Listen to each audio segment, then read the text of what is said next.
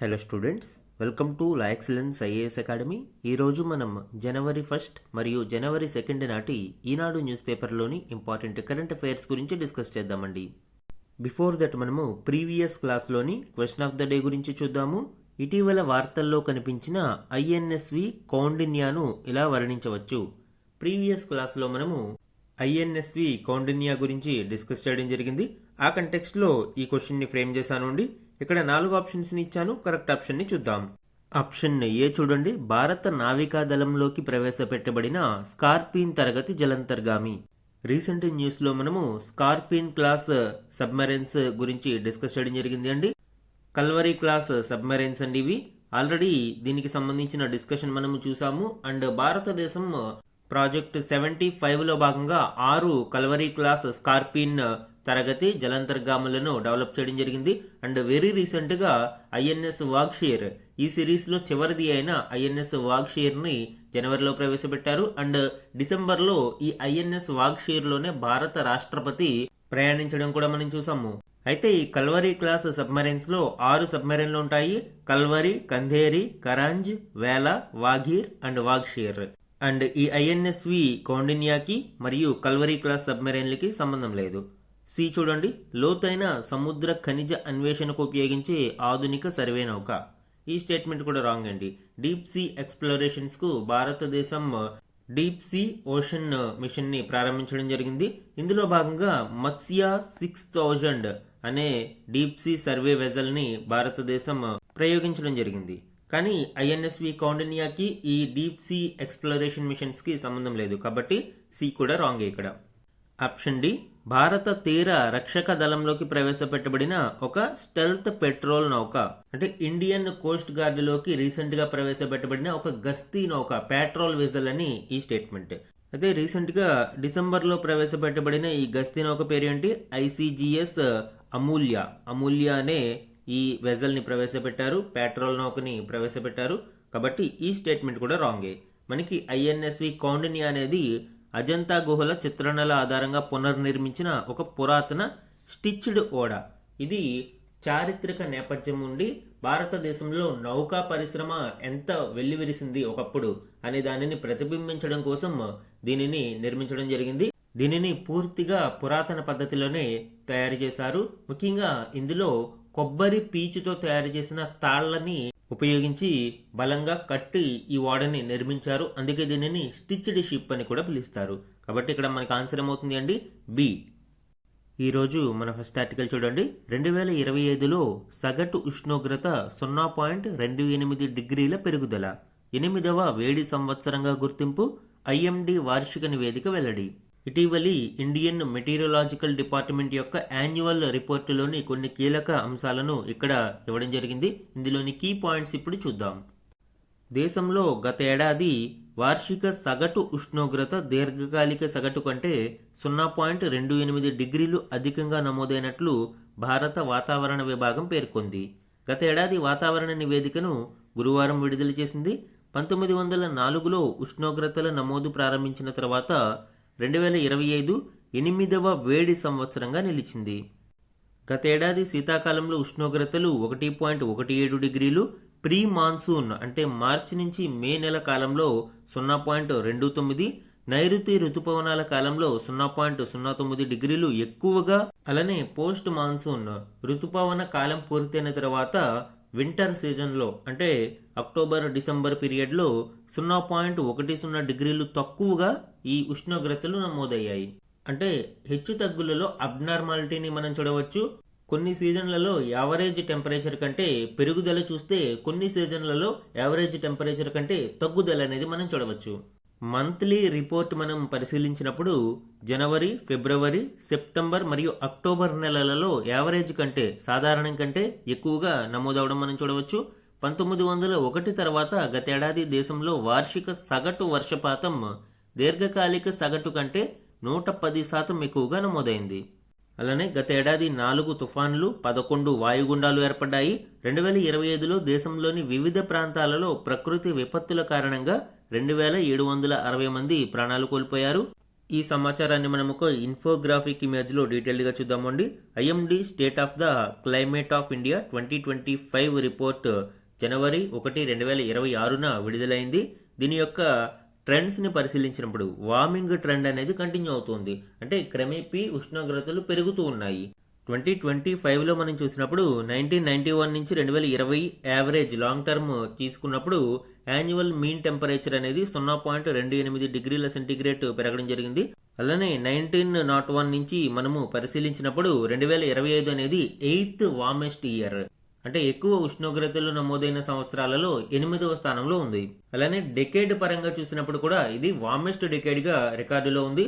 2016 నుంచి 2025 ట్రెండ్స్ని పరిశీలించినప్పుడు warmest decade అంటే దశాబ్ద కాలంలో ఎక్కువ ఉష్ణోగ్రతలు నమోదైన దశాబ్దంగా ఇది రికార్డులలో ఉంది. ఇక వర్షపాతం గురించి మనం చూసినప్పుడు యాన్యువల్ రెయిన్ఫాల్ కంటే 110% ఆఫ్ లాంగ్ పీరియడ్ యావరేజ్ మనము ఎక్కువగా నమోదవడం చూడవచ్చు. ముఖ్యంగా early south west monsoon arrival and faster coverage కారణంగా అత్యధిక వర్షపాతం అనేది నమోదైంది. అండ్ ఎక్స్ట్రీమ్ వెదర్ ఇంపాక్ట్ కారణంగా అనేక సిగ్నిఫికెన్స్ లాసెస్ మనం చూడవచ్చు. ముఖ్యంగా casualties from floods, lightening, thunder storms across India. And very important one ఏంటి అంటే హిస్టారిక్ అనామలీ, ఫిబ్రవరి షాక్గా దీన్ని చెప్పవచ్చు అండి. Highest monthly mean temperature anomaly ever recorded. Anomaly అంటే ఏంటి అండి? ఎక్స్ట్రీమ్ డిఫరెన్స్ అనేది.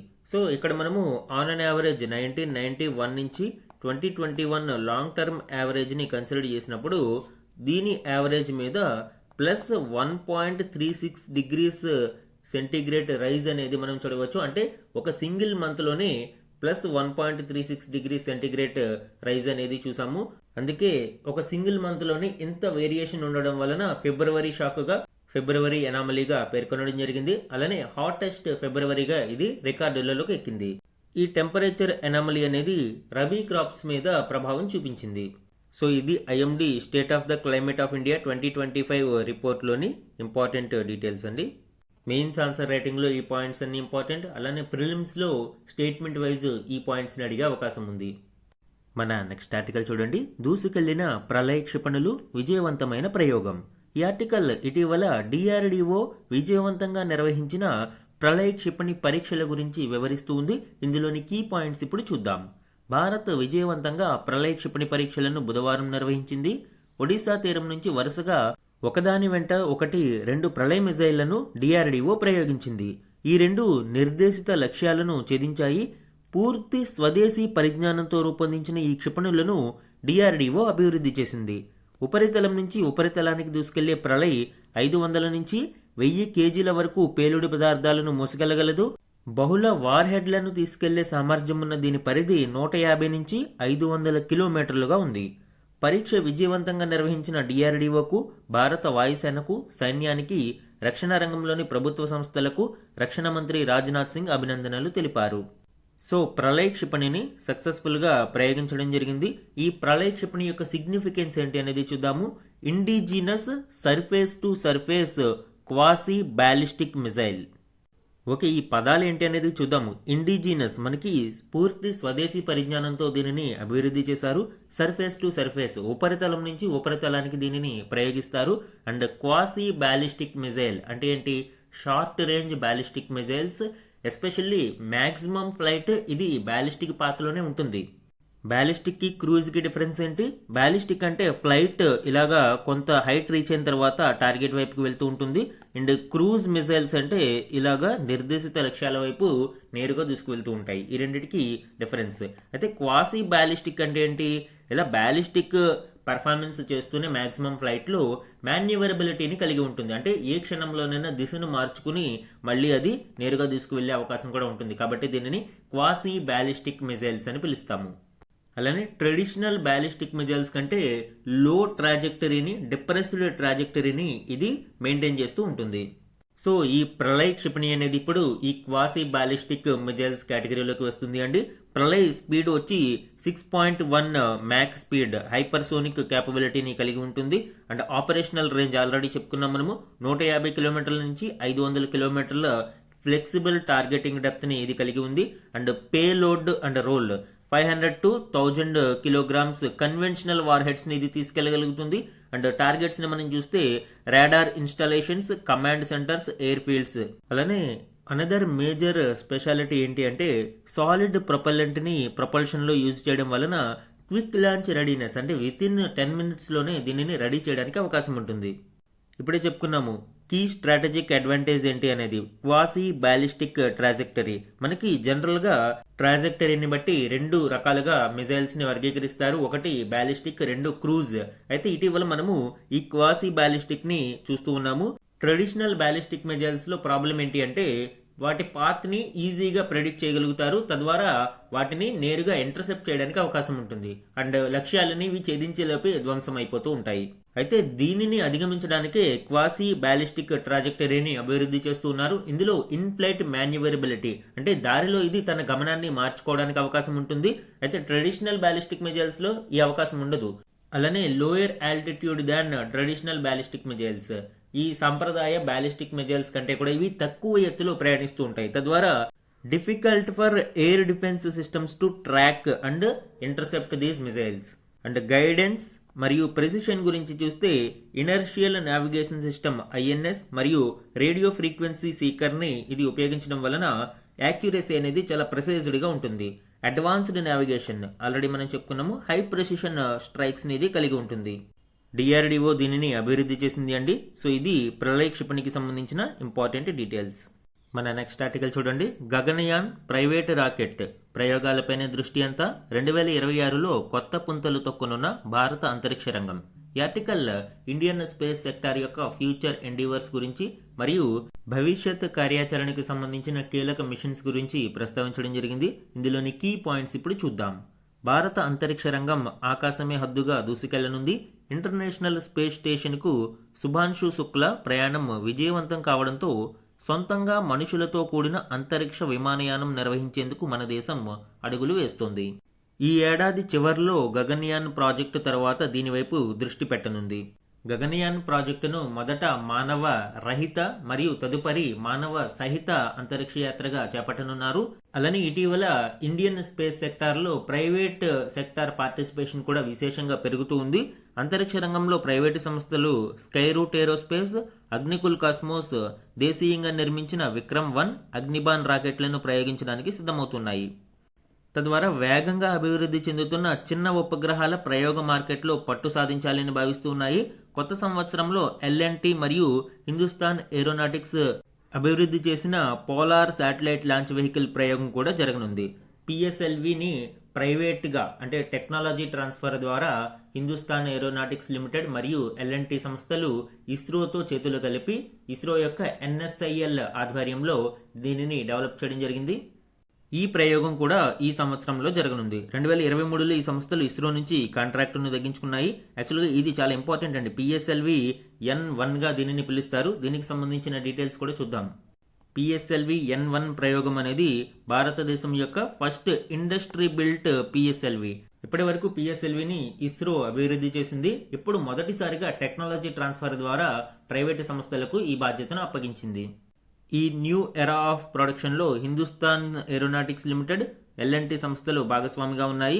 NSIL వీటితో కాంట్రాక్ట్ కుదుర్చుకోవడం మనం చూడవచ్చు.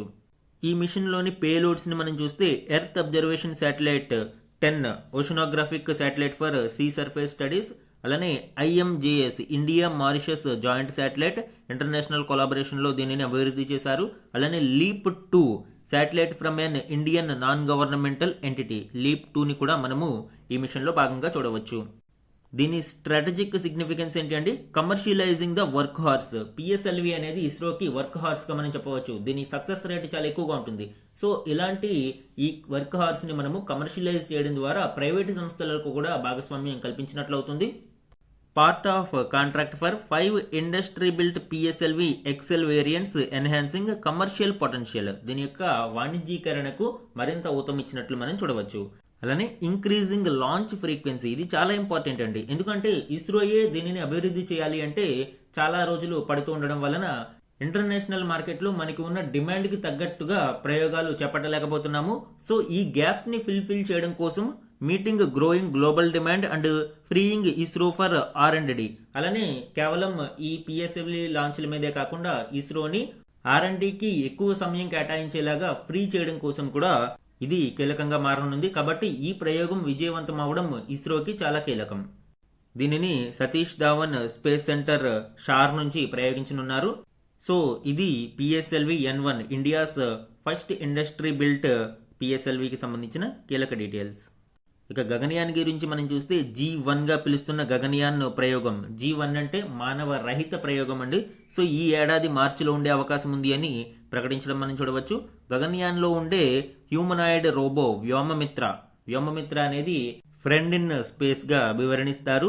వ్యోమగామి యొక్క విధులను అనుకరిస్తూ ఉంటుంది. ఈ ప్రయోగంలో 2027లో మానవులతో కూడిన అంతరిక్ష విమాన ప్రయోగం కంటే ముందులో లో ఎర్త్ ఆర్బిట్ లో కీలకమైన సిబ్బంది వ్యవస్థలను ఇది ధృవీకరించనుంది. అంటే మొదట ఈ వ్యోమమిత్రను ప్రయోగించిన తర్వాత అక్కడ ఏ విధమైన అడ్జస్ట్మెంట్స్ ఉంటాయనేది ఇక్కడ ఇది పరిశీలించనుంది. తదుపరి మానవ సహిత యాత్రలో కూడా ఇది వ్యోమగాములకు తోడుగా వెళ్ళనుంది.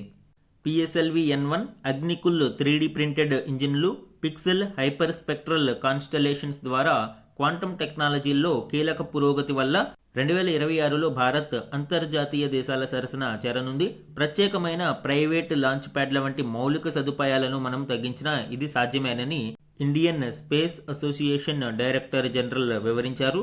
అలానే గత ఏడాది యాక్సియం 4 కమర్షియల్ మిషన్లో భాగంగా అంతర్జాతీయ అంతరిక్ష కేంద్రానికి ప్రయాణించిన మొదటి భారతీయుడిగా శుభాంశు శుక్లా చరిత్ర సృష్టించారు. ఆయన 18 రోజుల పాటు అక్కడి ఆర్బిటల్ ల్యాబొరేటరీలో ఉన్నారు. అక్కడే మైక్రోగ్రావిటీ ప్రయోగాలు చేశారు. ఈ అనుభవం భారత మానవ సహిత అంతరిక్ష ప్రయోగానికి ఎంతో దోహదపడనుంది. అలానే ఐఐటి మద్రాసులో ఏర్పడిన అగ్నికుల్ కాస్మోస్ కూడా పునర్వినియోగ రాకెట్లను ప్రయోగించాలి అని, ఖర్చులను తగ్గించే లక్ష్యంతో రాకెట్లను శాటిలైట్లుగా మార్చాలి అని చూస్తుంది. ఇండియన్ స్పేస్ సెక్టార్లో స్టార్టప్స్ చాలా విస్తృతంగా వ్యవహరించనున్నాయండి. అగ్నికుల్ కాస్మోస్ కావచ్చు, స్కై రూట్ ఈ ఏడాదే ప్రయోగం కూడా చేయనుంది, వాణిజ్య ప్రయోగం. గత నెలలో ప్రధానమంత్రి నరేంద్ర మోదీ దృశ్య మాధ్యమ పద్ధతిలో పరిశీలిస్తుండగా విక్రమ్-1 రాకెట్ను స్కై రూట్ ఏరోస్పేస్ ఆవిష్కరించింది. ఈ ఏడాది ప్రారంభంలో వాణిజ్య పేలోడ్లతో దీనిని ప్రయోగించాలి అని కంపెనీ లక్ష్యంగా పెట్టుకుంది. అలానే మరొక స్టార్టప్ అయిన బెంగళూరు కేంద్రంగా పనిచేస్తున్న దిగంతర ఇండస్ట్రీస్ కూడా ప్రపంచంలోనే మొదటి అంతరిక్ష నిఘా శాటిలైట్ స్కాట్ను గత మార్చిలో ప్రయోగించింది. ఈ ఏడాది మరో 8 శాటిలైట్లు ప్రయోగించడానికి సన్నాహాలు చేస్తుంది. హై థ్రస్ట్ ఎలక్ట్రిక్ ప్రపల్షన్ వ్యవస్థ, క్వాంటమ్ కీ డిస్ట్రిబ్యూషన్, దేశీయంగా ట్రావెలింగ్ వేవ్ ట్యూబ్ యాంప్లిఫైర్ వంటి టెక్నాలజీల కోసం TDS-1 టెక్నాలజీ డెమాన్స్ట్రేషన్ 1 శాటిలైట్ను ఇస్రో ప్రయోగించనుంది. 2026 మార్చిలోగా ప్రత్యేక శాటిలైట్ను స్మాల్ శాటిలైట్ లాంచ్ వెహికల్ ప్రయోగించే అవకాశం కూడా ఉంది. ఇవన్నీ కూడా ఇస్రో మరియు ఇండియన్ స్పేస్ సెక్టార్లోని స్పేస్ స్టార్టప్స్కి సంబంధించిన భవిష్యత్ మిషన్స్ అండి. ఇవన్నీ ఇంటర్నేషనల్ స్పేస్ మార్కెట్లో భారతదేశం యొక్క ఫుట్ ప్రింట్ని మరింత విస్తృతం చేసేందుకు దోహదపడనున్నాయి. ప్రస్తుతం కేవలం 2% భారతదేశం మార్కెట్ని కలిగి ఉంది. దీనిని భవిష్యత్తులో 10% చేర్చాలి అని లక్ష్యంగా పెట్టుకున్నారు. మన నెక్స్ట్ ఆర్టికల్ చూడండి. పౌర సేవలకు ధ్రువ్ హెలికాప్టర్ను ప్రారంభించిన కేంద్ర మంత్రి రామ్మోహన్ నాయుడు. ఈ ఆర్టికల్ ఇటీవల Dhruv next generation, Dhruv NG అని పిలుస్తారు, దీనిని ఇటీవలి కేంద్ర మంత్రి రామ్మోహన్ నాయుడు గారు ప్రారంభించారు. దీనికి సంబంధించిన కీలక డీటెయిల్స్ ఇప్పుడు చూద్దాం. పౌర హెలికాప్టర్ ధ్రువ్ NG అంటే నెక్స్ట్ జనరేషన్ సేవలకు సిద్ధమైంది. పౌర విమానయాన మంత్రి K రామ్మోహన్ నాయుడు మంగళవారం బెంగళూరులో దీనిని లాంఛనంగా ప్రారంభించారు. మల్టీ రోల్ తేలికపాటి ట్విన్ ఇంజిన్ వ్యవస్థలో ఉన్న ఈ హెలికాప్టర్ను HAL పూర్తిగా స్వదేశీ పరిజ్ఞానంతో తయారు చేసింది. ఆత్మనిర్భర్ భారత్ శక్తికి ప్రతీకగా తయారైన ఈ హెలికాప్టర్లో శక్తి సివిల్ ఇంజిన్ను అమర్చగా అందుకు సంబంధించిన ధ్రువపత్రాన్ని రామ్మోహన్ నాయుడు HALకు అందజేశారు. ముఖ్యంగా ఇది బహుళ అవసరాలకు ఉపయోగపడనుంది అండి. మల్టీ పర్పస్గా పౌర సేవలు, ప్రకృతి విపత్తులు, అత్యవసర వైద్య సేవలు, ప్రముఖుల ప్రయాణాలు ఇలా బహుళ ప్రయోజనాల లక్ష్యంతో తయారైన ఈ హెలికాప్టర్ 5,500 కిలోల బరువు ఉండగా గంటకు 285 కిలోమీటర్ల వేగం, భూమికి 6,000 మీటర్ల ఎత్తు వరకు ఎగరగలదు. 1000 కిలోల పేలోడ్ బరువును మోయగలిగే ప్రపంచ శ్రేణి గ్లాస్ కాక్పిట్, సెల్ఫ్ సీలింగ్ ఇంధన ట్యాంకర్లు, 2 శక్తి 1H1C ఇంజిన్లతో ఇది తయారైంది. అడ్వాన్స్డ్ వైబ్రేషన్ కంట్రోల్ సిస్టంలతో అన్ని రకాల ప్రయాణాలకు అనుకూలంగా దీనిని రూపొందించారు. గరిష్టంగా 14 మంది ప్రయాణించగలిగే ఈ హెలికాప్టర్ను దేశీయంగా నిర్వహించేలాగా మరమ్మతులు చేయగలిగేలాగా తయారు చేశారు. ఈ ధ్రువ్ ఎన్జీని భారతదేశ వైమానిక చరిత్రలో ఒక మైలురాయిగా కేంద్ర మంత్రి రామ్మోహన్ నాయుడు గారు కొనియాడడం మనం ఇక్కడ చూడవచ్చు. నెక్స్ట్ వన్ చూడండి. ప్రపంచంలోనే 4వ ఆర్థిక వ్యవస్థగా భారత్ 2030 కల్లా జర్మనీని కూడా వెనక్కి నెడతాం కేంద్రం. ఈ ఆర్టికల్ కేంద్ర ప్రభుత్వం ఇటీవల భారత ఆర్థిక వ్యవస్థ మీద చేసిన కీలక వ్యాఖ్యలకు సంబంధించిన సమాచారాన్ని ఇస్తుంది. ఇందులోని కీ పాయింట్స్ ఇప్పుడు చూద్దాం. దేశ ఆర్థిక వ్యవస్థ వృద్ధి పరుగులు తీస్తుంది. జపాన్ను సైతం వెనక్కి నెట్టి ప్రపంచ ఆర్థిక వ్యవస్థలో 4వ స్థానానికి మన దేశం చేరినట్లు ప్రభుత్వం తెలిపింది. రాబోయే 3 ఏళ్లలో జర్మనీని సైతం వెనక్కి నెట్టి ప్రపంచంలోనే 3వ అతిపెద్ద ఆర్థిక వ్యవస్థగా మారనున్నామని కేంద్రం పేర్కొంది. అండ్ కేంద్రం తెలిపిన గణాంకాలను మనం చూస్తే ప్రస్తుత ఆర్థిక సంవత్సరం 2వ త్రైమాసికంలో భారత వాస్తవ జీడిపి 8.2% వృద్ధిని నమోదు చేసింది. తొలి త్రైమాసిక వృద్ధి 7.8% కంటే 2024-25 చివరి త్రైమాసికంలోని 7.4% కంటే ఇది అధికం. 4.18 లక్షల కోట్ల డాలర్లు అంటే సుమారు 376.2 లక్షల కోట్లతో జపాన్ను అధిగమించి ప్రపంచంలోనే 4వ అతిపెద్ద ఆర్థిక వ్యవస్థగా అవతరించాము. వచ్చే 2.5 నుంచి 3 ఏళ్లలో జర్మనీని సైతం పక్కకు నెట్టి 3వ స్థానాన్ని అధిరోహిస్తాం. 2030 కల్లా 7.3 లక్షల కోట్ల డాలర్లకు మన ఆర్థిక వ్యవస్థ చేరుతుంది అన్న అంచనాలను ఇందుకు నేపథ్యమని కేంద్రం విడుదల చేసిన 2025 సంస్కరణల వివరాలు చెబుతున్నాయి. ఆర్థిక వ్యవస్థ పరిమాణం పరంగా అమెరికా, చైనా తొలి 2 స్థానాలలో ఉన్నాయి. 2047 కల్లా అంటే స్వాతంత్ర్యం వచ్చిన 100 ఏళ్లకు హై మిడిల్ ఇన్కమ్ హోదా పొందాలి అన్న లక్ష్యంతో ప్రభుత్వం ఉంది అని కేంద్రం తెలిపింది. సో ఇవి ఇటీవల కేంద్రం విడుదల చేసిన సంస్కరణల వివరాల ప్రకారం భారతదేశం యొక్క ఆర్థిక వ్యవస్థకు సంబంధించిన సమాచారం. నెక్స్ట్ ఆర్టికల్ చూడండి. అప్పుల కుప్పలు. ఈ ఆర్టికల్ భారతదేశం యొక్క డిస్కమ్ కంపెనీల యొక్క దుస్థితి గురించి వివరిస్తుంది. లోక్సభలో కేంద్రం వెల్లడించిన వివరాల ఆధారంగా వివిధ రాష్ట్రాలలోని డిస్కమ్ కంపెనీలకు ఉన్న బకాయిల వివరాలు, అప్పుల కుప్పల విషయం ఇక్కడ వివరించారు. ఇందులోని కీలక సమాచారాన్ని గణాంకాలను మనం చూద్దాము. రాష్ట్ర ప్రభుత్వాలు రాయితీలపై అందిస్తున్న కరెంటు బకాయిలను విద్యుత్ పంపిణీ సంస్థలకు చెల్లించడం లేదు. దీనికి తోడు మరెన్నో కారణాలతో డిస్కంలు అప్పుల్లో కూరుకుపోతున్నాయి. గత ఏడాది మార్చి చివరి నాటికి దేశవ్యాప్తంగా డిస్కంలపై రుణభారం 8.05 లక్షల కోట్లుగా తేలింది. రాష్ట్రాల వారీగా దీనిని పరిశీలిస్తే తమిళనాడు అత్యధికంగా 1,88,411 కోట్ల రూపాయలను అప్పులు కలిగి ఉంది. రాజస్థాన్ 98,488 కోట్లు, మహారాష్ట్ర 90,659 కోట్లు, ఆంధ్రప్రదేశ్ 77,600 కోట్లు, ఉత్తరప్రదేశ్ 61,395 కోట్లు, తెలంగాణ 59,230 కోట్లు, మధ్యప్రదేశ్ 49,239 కోట్లు, కర్ణాటక 47,993 కోట్లు, జార్ఖండ్ 22,381 కోట్లు, హర్యానా 20,311 కోట్లు, కేరళ 17,638 కోట్లు, వెస్ట్ బెంగాల్ 15,279 కోట్లు, బీహార్ 14,002 కోట్లు, ఛత్తీస్గఢ్ 5,428 కోట్లు. ఇలాగా వివిధ రాష్ట్రాలు విద్యుత్ పంపిణీ సంస్థలకు కోట్లలో బకాయిలను కలిగి ఉన్నాయి. ఈ వేల కోట్ల బకాయిల కారణంగా ఈ విద్యుత్ పంపిణీ సంస్థలు నిర్వీర్యమైపోయే ప్రమాదం ఉంది. ఈరోజు మన క్వశ్చన్ ఆఫ్ ద డే గురించి చూడండి. ప్రళయ క్షిపణి గురించి ఈ క్రింది ప్రకటనలను పరిగణించండి. ఈరోజు క్లాస్లో మనము ప్రళయ క్షిపణి గురించి డిస్కస్ చేయడం జరిగింది. ఆ కంటెక్స్ట్లో 2 స్టేట్మెంట్స్ని ఇచ్చానుండి. ఇందులో కరెక్ట్ స్టేట్మెంట్స్ని ఐడెంటిఫై చేసి ఆన్సర్ని కమెంట్ సెక్షన్లో కమెంట్ చేయండి. ఇది ఈరోజు ఈనాడు న్యూస్ పేపర్లోని ఇంపార్టెంట్ కరెంట్ అఫైర్స్ మీద daily analysis. Thank you for watching.